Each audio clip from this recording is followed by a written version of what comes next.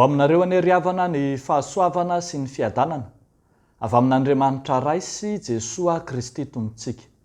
Amen. Mitory amin'ny fahasahiana. Mitory amin'ny fahasahiana. Zany no asongadin'izao mofinainantsika izao indray ao amin'ny bokin'ny Asan'ny Apôstôly toko 4:40 andininy voalohany hatramin'ny andininy 10. Ndeo vakitsika amin'ny anaran'i Jesosy Tompo izany teny izany manao hoe: ary nohon tonga tany Ikonioma Paoly sy Barnabasy, dia niara-niditra tao amin'ny sinagogan'ny Jiosy izy ka nitory teny, ka dia olona betsaka no nino na Jiosy na jentilisa. Fa ny Jiosy izay tsy nino dia nampitaitra ny jentilisa ka nanome fo azy hanohitra ny rahalahy, ary nitoetra ela tao izy dia nitory tamin'ny fahasahiana no ny fahatokin'ny tompo, izay nanome vavolombelona hanamarina ny tenin'ny fahasoavany ka nampanao azy roalahy famantarana sy fahagagana. Fa ny vahoaka tao an-tanàna ny saratsaina, ny sasany nomba ny Jiosy, fa ny sasany kosa nomba ny apôstôly.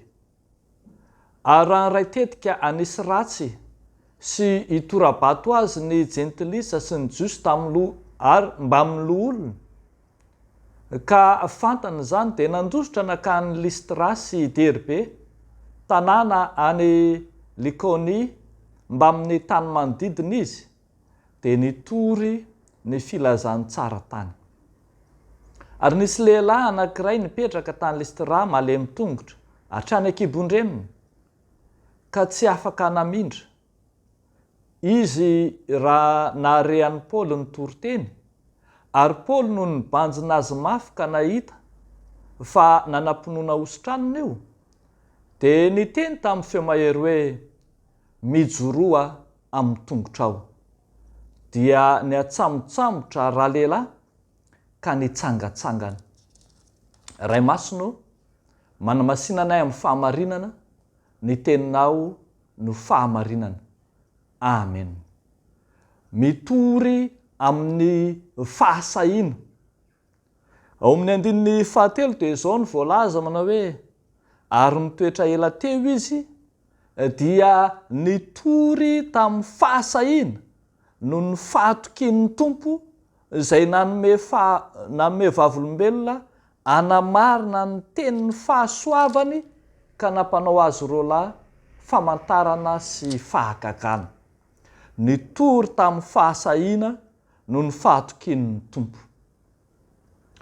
Mamaraparana ny 10 misionera voalohany izay nataony ny apôstôly Paoly, dia tany amin'iny faritra Ikonioma sy ny faritra Listra, Derbe, any Likaonia iny no namaranan'i Paoly ny 10 misionera voalohany izay nataony. Fa ombenombeny any amin'ireny toerana izay rehetra nitoriany ny filazantsara ireny, dia na dia tany jentilisa aza, dia nahitana Jiosy mandrakariva, ary nisy sinagoga ny Jiosy izay fiarahan'izy ireo mivavaka. Ny mahagaga nefa dia izao: tamin'ny fotoana rehetra izay nitorian'ny apôstôly Paoly filazantsara, eto moa dia hitantsika fa voamarika hoe niaraka tamin'ny Barnabasy izy, fa hitantsika fa tamin'ny fitorinan'ny filazantsara izay nataon'ny apôstôly Paoly dia tsy maintsy misy Jiosy mandrakariva mitsivalam-pandry. Ary voamarika ao amin'ny bokin'ny Asan'ny Apôstôly ray manontolo zany: ny Jiosy foana matetika no volo-manorandrana na manohitra ny filazantsara izay entin'ny apôstôly. Ary ny tena loza aza dia tsy vitany hoe manohitra na tsy mandray ny filazantsara fotsiny ireny Jiosy ireny, fa tena mahavita mampitapa ny jentilisa, zany hoe ny jiosy ny ray no mitaona ny jentilisa mba tsy hino ny filazantsara. Tena mifanohitra amin'ny teny fikasan'Andriamanitra avy amin'ny jiosy ny famonjena mihitsy azy zany. Eo anatrehan'izany toe-javatra sarotra zay atrehan'ny Paoly sy Barnabasy zany, dia hita taratra eto kosa fa ny tana-maherin'Andriamanitra no momba azy ireo mba tsy ahafahany mitsahatra, mba tsy hijanona ny fitoriana filazantsara ataony. Dia indro Andriamanitra mihitsy no manolotra famantarana sy fahagagana, manamarina ny teny sy ny asa zay ataon'izy ireo. Ny fahasahiana zay tao anatin'ny apôstôly raha mitory ny filazantsara zany, dia tsy vokatry ny fihetsem-po fotsiny sy ny hafanam-po fotsiny tao anatin'izy ireo ka mandeha anjambany mitory ny filazantsara, fa tena fahasahiana eo ambany tana-maherin'Andriamanitra, fahasahiana noho ny amin'ny fahatokinan'ny Tompo, fa tena fahasahiana koa noho ny amin'ny hoe Andriamanitra mihitsy no miandany aminy, Andriamanitra mihitsy no momba azy. Eto zao dia hitantsika fa rehefa nikotabaisin'ireo jiosy sasany ny jentilisa ka zary lasa nisy fisaraham-bazana mihitsy teo amin'ny jentilisa, ny sasany nino ny apôstôly, ny sasany kosa zay voalaza eto dia nomba ny jiosy sy ny lohololaza. Fa mba ahafahana miatrika izany, ahafahany niotra izany sakana ary fandomana ara-tsaina mihitsy zany, dia hitantsika eto fa nataon'Andriamanitra nahomby ny fitoriana ny filazantsara nataony. Tsy voafaritry ny toerana fa nanatanteraka ny tenin'i Jesosy hoe raha mandahnareo ny tany ray dia mankany Isandrainy amin'ny toerana ray. Rehefa niala tany Ikonioma izy ireo dia nifindra toerana nankany Likaonia any amin'ny faritra izay misy any Listra sy Derbe iny. Dia hitantsika eo fa misy fahagagana nataon'Andriamanitra nahomby tamin'ny asany Paoly sy Barnabasy, ka dia nahavita nampitsambotsambotra, nampitsangatsanga, nalehilehilay zay nipetraka nale mitongotra hatrany an-kibon-dreniny izy ireo. Io ry havana dia manamarina fa Andriamanitra mihitsy no nanokatra ny lalana mba hitohizan'ny filazantsara, ny fitoriana filazantsara zay ataon'izy ireo.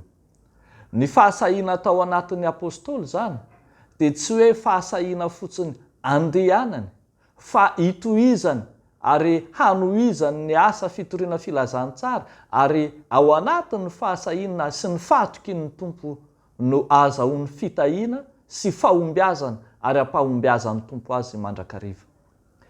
Hitantsika amin'ny tantara ny fitoriana ny filazantsara fa tsy ny apôstôly Paoly irery akory ny tahaka izany, fa ny fiangonana mihitsy, ny ainga tany amin'ny fiangonana voalohany, dia io fahasahiana sy fahatokiana ny herin'ny Tompo io no nampahomby ny fijoroana vavolombelona nataon'ny apôstôly Petera sy ny apôstôly rehetra niaraka taminy. Io fahasahiana sy fahatokinan'ny Tompo io no nahafahan'izy ireo niatrika ny manam-pahefana sy ny mpisorona be sy ny mpanapaka eny na ny fitsarana azy. Io fahasahiana sy fahatokinan'ny Tompo io no nahafahana nijoro vavolombelona ho andry Stefana ohatra ka nahatonga azy ho martyra kristianina voalohany. Ary mbola io fahasahiana sy fahatokinan'ny Tompo io no mampijoro ny fiangonana na makivaky ny tantara, ary mbola mampijoro azy mandraka ankehitriny.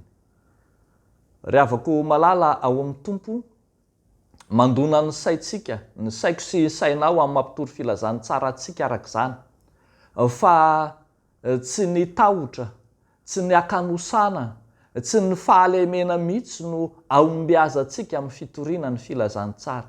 Tsy izay rehetra mety ho fampivoarantena na ny développement personnel avoaka ny hetsy sy ny aroa, avoaka nyzao tontolo izao no ampirisikanao amin'ny fitoriana ny filazantsara ka ahitanao fahombiazana.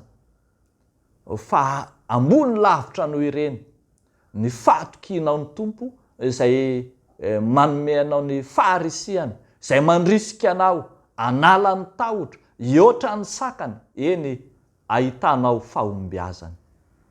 Dia mampahery antsika rehetra ary mba tsy lavolefona, mba hiroso mandrakariva amin'ny fitoriana ny filazantsara amin'ny fahasahiana, mba ho afaka hijoro vavolombelon'ny tompo marina tokoa isika. Ho an'Andriamanitra irery ihany ny voninahitra. Amen. Hivavaka isika. Tompo Andriamanitra rainay masina sy tsara indrindro, isaoranay anao ny fomba anao ny filazantsara ka mampahomby izany hatramin'izay ka mandraka ankehitriny.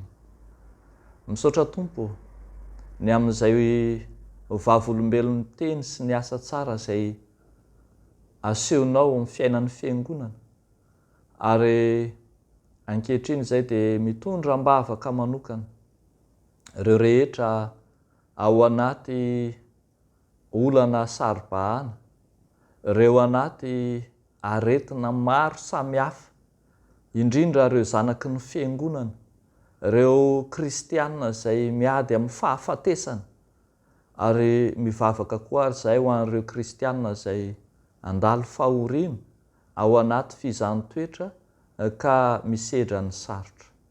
Angatahanay Tompo ny herin'ny faherezana sy ny fampaherezanao Andriamanitra, hamangy azy ireny ka hijoroana ho mpanomponao marina tokoa, ka tsy ho levona ny finoany eo anatrehany toe-javatra sarotra izay lalovana.